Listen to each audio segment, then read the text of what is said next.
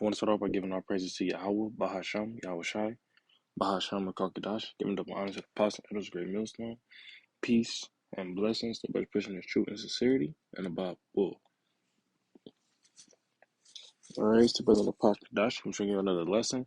This time talking about the inward parts. Alright, the inward parts.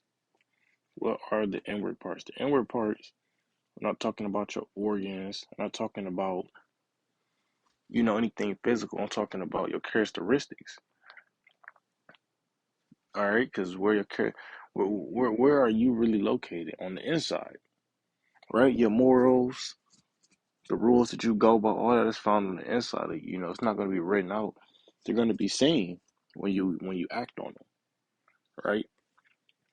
And even deeper than that, some things just won't be seen, and the Most High will just see them.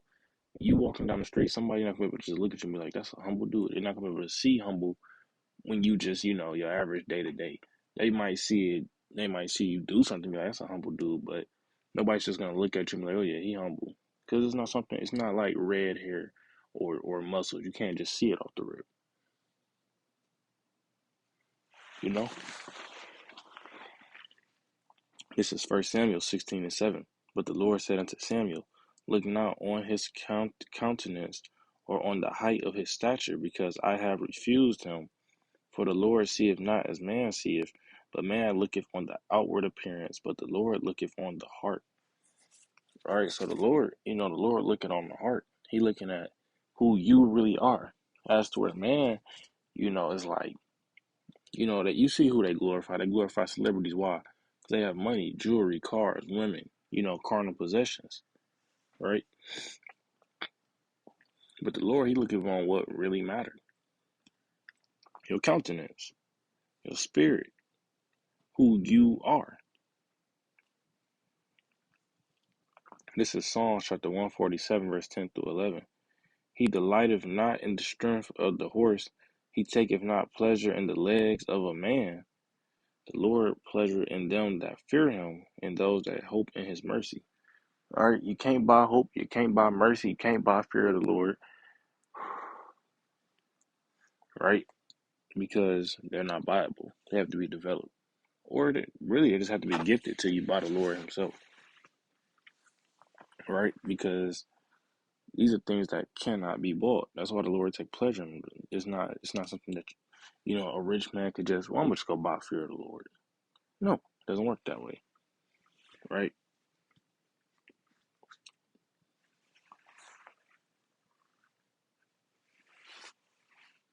This is 2 Corinthians 10:7. Do ye look on things after the outward appearance? If any man trust to himself that he is a Mashiach, let him of himself think this again. That I'm gonna just get on this. It say, "Do ye look on things after the outward appearance?" It's a rhetorical question because you're not supposed to, right? You're not supposed to. That's what that's getting at. That's what the scriptures say: "Marvel not at a woman's beauty." Because the beauty is beautiful, but what about the inside?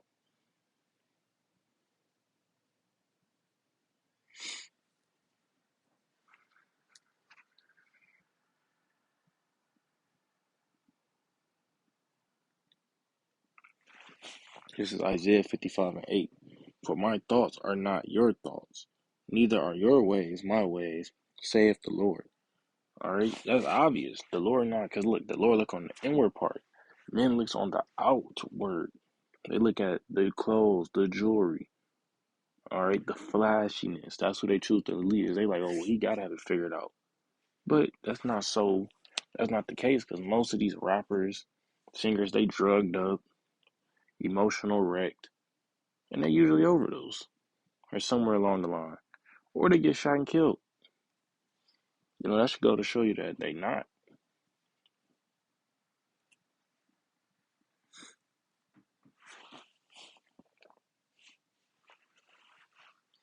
It says, Then hear thou in heaven thy dwelling place, and forgive and do, and give to every man according to his ways, whose heart thou knowest, for thou, even thou only, knowest the heart of all the children of men.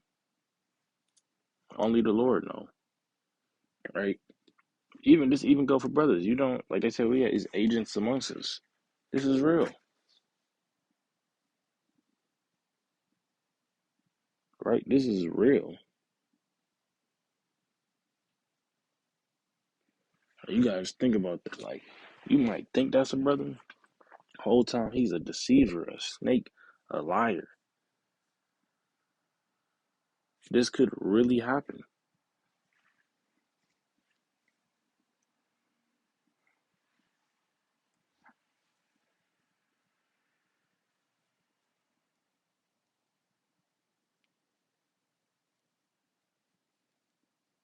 So like I just had to ponder on that. I had to think on that.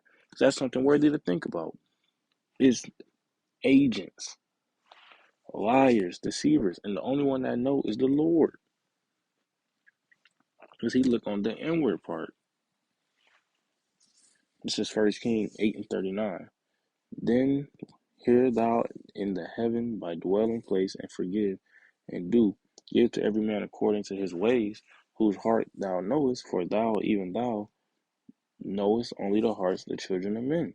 Once again, only the Lord knows. That's why he gonna reward accordingly. You know, the wicked, they gonna be rewarded wickedly. The righteous gonna be rewarded righteously. And you gotta think, why is it like that? Because that's righteousness. You sow what you reap. You do bad, you receive bad. You do good, you receive good. But then again, you gotta know what's good and what's bad. Otherwise, you simply just don't know.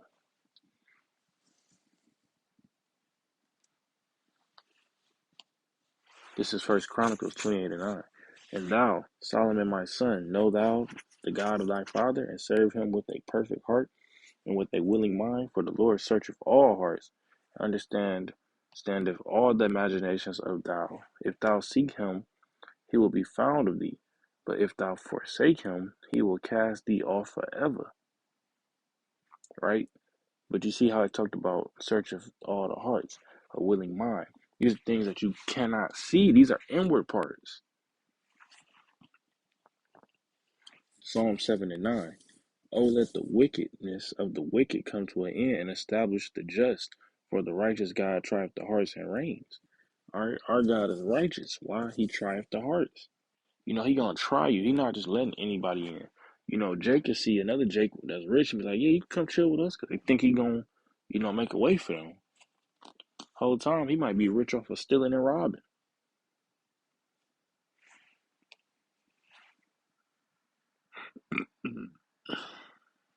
This is Jeremiah 11:20.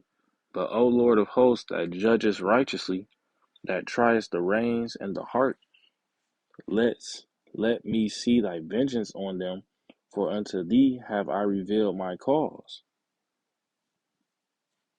You know, let the Lord judge them. These niggas, these heathens, all of them. And of course we want to see it, but that's not the moral of this story. You know what I'm talking about? I'm talking about the Lord really seeing it, because like you wouldn't know who the Lord gonna judge for. They thought King Saul was a righteous man. Was he? Yeah, for a certain amount of time, but look at his inward parts. Look how that popped out. He was jealous. He was envious. Okay, these things they showed over time, but you wouldn't have known that just looking at him the first time. You wouldn't have been like, "Yes, a jealous guy." You can't see it like that. But the Lord tried his ass and he failed.